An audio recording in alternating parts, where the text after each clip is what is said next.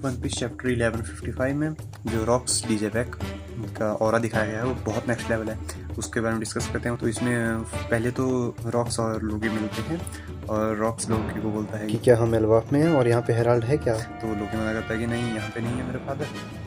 Rocks लोकी को बोलता है कि घर जाओ और अपने फादर को मैसेज पहुंचाओ, लोकी बहुत इंजर्ड है और बहुत ज़्यादा चोट लगी है और आप वापस आ जाइए। लोकी मना करता है कि नहीं, मैं तुम्हारे बोलने पे कुछ काम क्यों करूँ। तो लोकी बोलता है कि मेरे फादर मेरे लिए वापस क्यों आएंगे, क्योंकि लोकी को लगता है उसे कोई प्यार नहीं करता और वो किसके लिए इतना इंपॉर्टेंट नहीं है कि उसके फादर भी अपना काम छोड़ के उसके लिए घर वापस आएंगे। तो लेकिन रॉक्स की बात सुनकर लोकी को गुस्सा भी आता है और लोकी बोलता है कि मैं किसी इंसान की बात क्यों सुनूँ, तुम्हें लगता है कि मैं तुम्हारे ऑर्डर मानूंगा।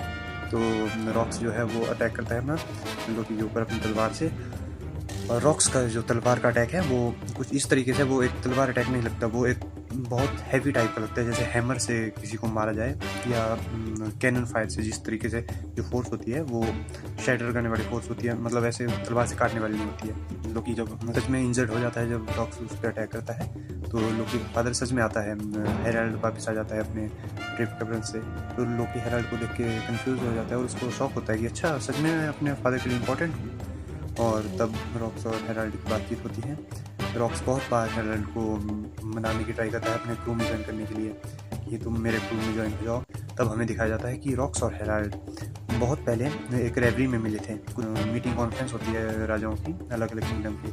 उस टाइम हेराल्ड भी गया था वहाँ पे और रॉक्स भी गया था। उस टाइम रॉक्स का ऑरा इतने इनफिनाइट लेवल का दिखाया गया है। रॉक्स वो पहला और आखिरी बंदा था जो मैरी जॉइस में जाके ईमू का जो चैम्बर है, फ्लावर रूम जो है, जहाँ पे हमें फर्स्ट टाइम ईमू दिखाया गया और एक बटरफ्लाई तितली भी थी साथ में, वहाँ पे पहला बंदा जो अंदर गया था वो रॉक्स डीजे बैक था। रॉक्स ने अंदर जाके ईमू के साथ डायरेक्ट बातचीत करी थी और इस तरीके से बैठा हुआ था वहाँ पे जैसे उसके लिए कोई कैजुअल नॉर्मल बात हो। हाँ, ये हमें मेंशन कराया चैप्टर में कि रॉक्स उस टाइम कुछ नहीं कर सकता था।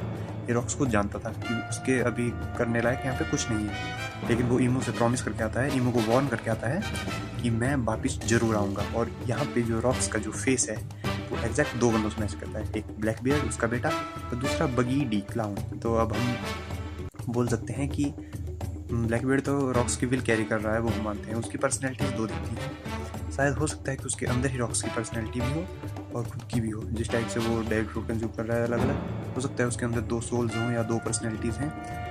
लेकिन एक बात यहाँ से कंफर्म हो रही है कि शायद बगी का जेबैक के साथ कुछ रिलेशन है और बहुत जल्दी वो टाइम आएगा कि बगी भी ईमू के साथ डायरेक्ट बातचीत में इन्वॉल्व होगा।